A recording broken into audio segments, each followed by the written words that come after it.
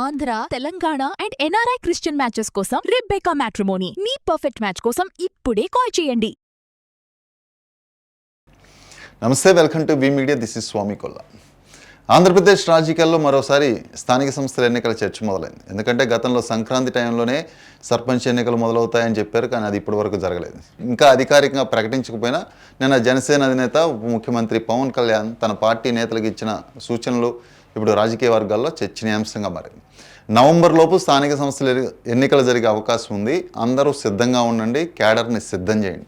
ఇదే పవన్ కళ్యాణ్ తన పార్టీ ఎంపీలు, ఎమ్మెల్యేలు, ముఖ్య నాయకులతో జరిగిన సమావేశంలో చెప్పినట్లు సమాచారం. సాధారణంగా చూస్తే ఇది ప్రతి పార్టీ అధినేత చెప్పే విషయమే, కానీ రాజకీయాల్లో టైమింగ్ చాలా ముఖ్యం. అందుకే ఈ మాటల వెనక ఇంకేదైనా రాజకీయ వ్యూహం ఉందా అనే చర్చ కూడా మొదలవుతుంది. గత కొంతకాలంగా పవన్ కళ్యాణ్ పార్టీ నిర్మాణంపై ప్రత్యేకంగా దృష్టి పెట్టారు. జిల్లా స్థాయి నుంచి మండల స్థాయి వరకు సమావేశాలు నిర్వహిస్తూ పార్టీని బలోపేతం చేసే ప్రయత్నం చేస్తున్నారు. దానికి సంబంధించి పార్లమెంట్ నియోజకవర్గాలుగా ఇన్ఛార్జీలని, అందులో కష్టపడి పనిచేసే కార్యకర్తలను గుర్తించాలంటూ కూడా ఆయన మొన్న ఈ మధ్య చెప్పారు. అలాంటి సమయంలో స్థానిక సంస్థల ఎన్నికలకు సిద్ధంగా ఉండాలని చెప్పడం సహజంగానే కొంత ఆసక్తి కలుగుతుంది. ఇక్కడ ఒక విషయం గుర్తుంచుకోవాలి, 2024 అసెంబ్లీ ఎన్నికల్లో జనసేన పరిమిత సంఖ్యలో పోటీ చేసింది. అంటే కూటమిలో భాగంగా కొన్ని లిమిటెడ్ సీట్స్లో పనిచేసింది. అది కూడా 21 అసెంబ్లీ, 2 పార్లమెంట్ స్థానాల్లో బరిలోకి దిగింది. పోటీ చేసిన ప్రతి స్థానంలో విజయం సాధించింది. అది జనసేనకు పెద్ద బలం. ఈ విజయాన్ని పవన్ కళ్యాణ్ కూడా పలు సందర్భాల్లో ఆయన చెప్పుకుంటూ ఉన్నారు. తమ పార్టీ 100% స్ట్రైక్ రేట్ సాధించిందని చెప్తూ వచ్చారు. అయితే అదే సమయంలో మరో ప్రశ్న కూడా వినిపిస్తుంది. ఇప్పుడు జనసేన బలపడాలంటే ఇకపై కూడా ఇంత తక్కువ సీట్లకే పరిమితం అవుతుందా, లేక స్థానిక ఎన్నికల్లో ఎక్కువ స్థానాల్లో పోటీ చేసి తన బలం నిరూపించుకుంటుందా? ఇప్పుడు ఈ ప్రశ్న జనసేన నాయకుల్లో కూడా ఉందని రాజకీయ వర్గాల్లో చెప్పుకుంటున్నారు. అది చర్చ నడుస్తుంది. ఎందుకంటే పవన్ కళ్యాణ్ చాలాసార్లు టీడీపీ, జనసేన, బీజేపీ కూటమి ఇక 10 ఏళ్ళు కాదు 15 ఏళ్ళు కలిసి కొనసాగాలని చాలా సందర్భాల్లో ఆయన చాలా స్టేజ్ల మీద చెప్పారు. కూటమిని ఎవరు విడదీయలేరు, అది ఖచ్చితంగా మేము లాంగ్ రన్ మా కూటమి నడుస్తుందని చెప్తూ వచ్చాడు. అయితే మరోవైపు పార్టీ కార్యకర్తల్లో మాత్రం ఒక డిఫరెంట్ అభిప్రాయాలు వస్తున్నాయి. అయితే ప్రత్యేకించి ఇప్పుడు స్థానిక సంస్థల ఎన్నికల విషయానికి వస్తే గ్రామ పంచాయతీలు, మండల పరిషత్తులు, జడ్పీటీసీలు, మున్సిపాలిటీలు, కార్పొరేషన్లలో పోటీ చేయాలని జనసేన క్యాడర్ కొంత ఇంట్రెస్ట్గా, కొంచెం ఉత్సాహంగా ఎదురు చూస్తూ ఉన్నారు. అయితే ఇక్కడే ఒక డౌట్ కూడా అనిపిస్తుంది. మళ్ళీ కూటమి పేరుతో సీట్ల పంపకం జరిగితే జనసేనకి ఎన్ని స్థానాలు వస్తాయి? గత ఎన్నికల మాదిరిగానే కొన్ని లిమిటెడ్ సీట్లే వస్తే, లేక ఈసారి స్థానిక స్థాయిలో పార్టీకి ఎక్కువ అవకాశాలు కల్పిస్తారా? ఇవి ఇప్పటికీ సమాధానం లేని ప్రశ్నలుగానే ఉన్నాయి. ఎందుకంటే గతంలో 21 సీట్లు, 2 పార్లమెంట్ స్థానాల్లో మాత్రమే కూటమిలో భాగంగా టీడీపీ ఇచ్చిన సీట్లను పనిచేసింది. ఇప్పుడు రాజకీయ విశ్లేషకులు కూడా ఇదే అంశాన్ని ప్రస్తావిస్తున్నారు. స్థానిక ఎన్నికల్లో ప్రతి గ్రామంలో, ప్రతి వార్డులో నాయకత్వం బలపడుతుంది ఈ పంచాయతీ ఎలక్షన్లో కనుక జనసేన నిలబడితే. కాబట్టి ఎన్నికలు ఏ పార్టీకైనా గ్రౌండ్ లెవెల్లో బలం పెంచుకునే అవకాశంగా ఎవరైనా భావిస్తారు. అలాంటి సమయంలో కార్యకర్తలు ముందుగానే సిద్ధమై తర్వాత సీట్ల కేటాయింపులో అవకాశాలు రాకపోతే కొంత అసంతృప్తి పెరుగుతుంది, కొందరు అభిప్రాయపడుతున్నారు.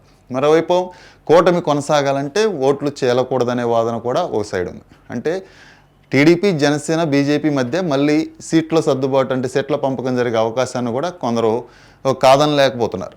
అయితే ఇప్పటివరకు దీనిపై అఫీషియల్గా ఎలాంటి నిర్ణయం చెప్పలేదు. కానీ ఇక్కడ గుర్తుంచుకోవాల్సిన విషయం ఏంటంటే పవన్ కళ్యాణ్ పార్టీ నేతలకు సిద్ధంగా ఉండమని చెప్పారు. కానీ ఎన్ని స్థానాల్లో పోటీ చేస్తాం, ఏ స్థానాలు అడుగుతాం, అసలు కూటమి వ్యూహం ఎలా ఉంటుంది అనే విషయాలపై మాత్రం ఇప్పటివరకు ఒక స్పష్టమైన ప్రకటన అయితే చేయలేదు. అందుకే ఇప్పుడు రాజకీయ వర్గాల్లో కూడా ఇదే చర్చ నడుస్తుంది. జనసేన ఈ ఎన్నికలను పార్టీ విస్తరణకు అవకాశంగా ఉపయోగించుకుంటుందా, లేక కూటమి ధోరణిని కొనసాగిస్తూ పరిమిత స్థానాలకే పరిమితం అవుతుందా? ఈ ప్రశ్నలకు సమాధానం రాబోయే రోజుల్లోనే తెలుస్తుంది. మరో విషయం కూడా ఉంది. స్థానిక సంస్థల ఎన్నికలంటే కేవలం గెలుపోటముల పోటీ మాత్రమే కాదు, భవిష్యత్ రాజకీయ నాయకత్వాన్ని తయారు చేసే వేదిక కూడా.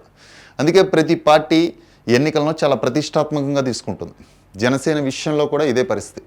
పార్టీ కార్యకర్తలు, అక్కడ స్థానిక నాయకులు ఎన్నికల ద్వారా తమ రాజకీయ భవిష్యత్తును నిర్మించుకోవాలని ఆశిస్తుంటారు.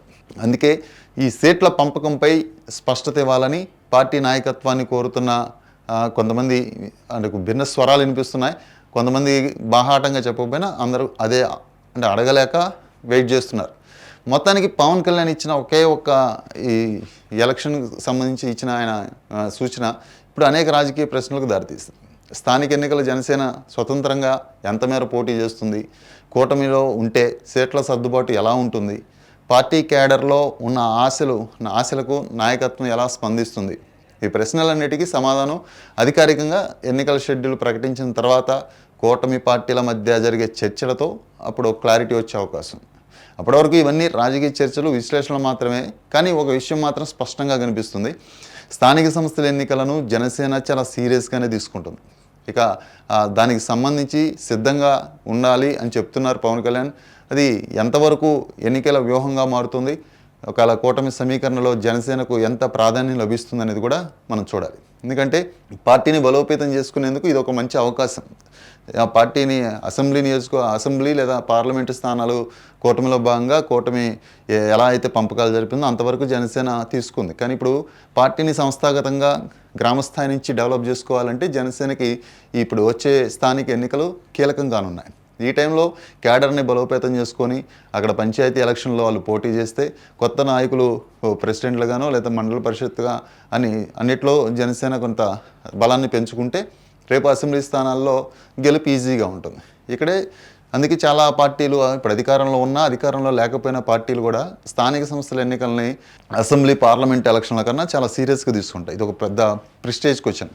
ఎందుకంటే ఇప్పుడు టీడీపీ కూడా అందుకే సంక్రాంతి నుంచి స్థానిక సంస్థల ఎన్నికలకు వెళ్తున్నాం అని చెప్తున్నాయి. కానీ ఇప్పటివరకు ముందుకు అడిగేయలేకపోవడానికి కారణం కొంత ప్రభుత్వం మీద వ్యతిరేకత కూడా ఉంటే అది గ్రామస్థాయిలో స్థానిక ఎన్నికల మీద ప్రభావం చూపుతుంది. కాబట్టి కాస్త వాటిని పోస్ట్పోన్ చేసుకుంటూ వస్తూ ఉంటారు.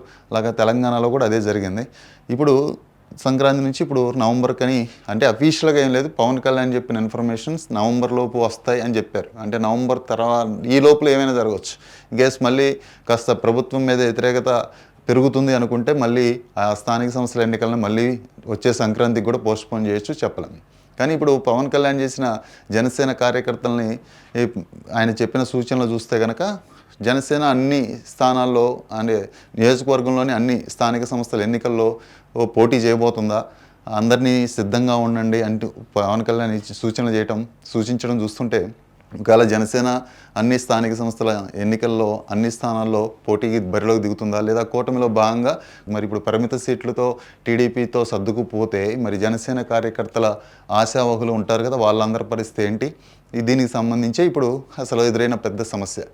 చూద్దాం నవంబర్ లోపు పవన్ కళ్యాణ్ చెప్పినట్టు స్థానిక సంస్థల ఎన్నికలు రెడీ అవుతాయా, సిద్ధమవుతారా, లేదా దీనికి సంబంధించి కూటమిలో భాగంగా ఎవరెన్ని సీట్లు పంచుకుంటారు, లేదా అందరూ విడివిడిగానే స్థానిక సంస్థల ఎన్నికలకు వెళ్తారా చూడాలి. మరి ఇది వాళ్ళ వీడియో. నెక్స్ట్ వీడియోలో మళ్ళీ కలుద్దాం. Thank you very much.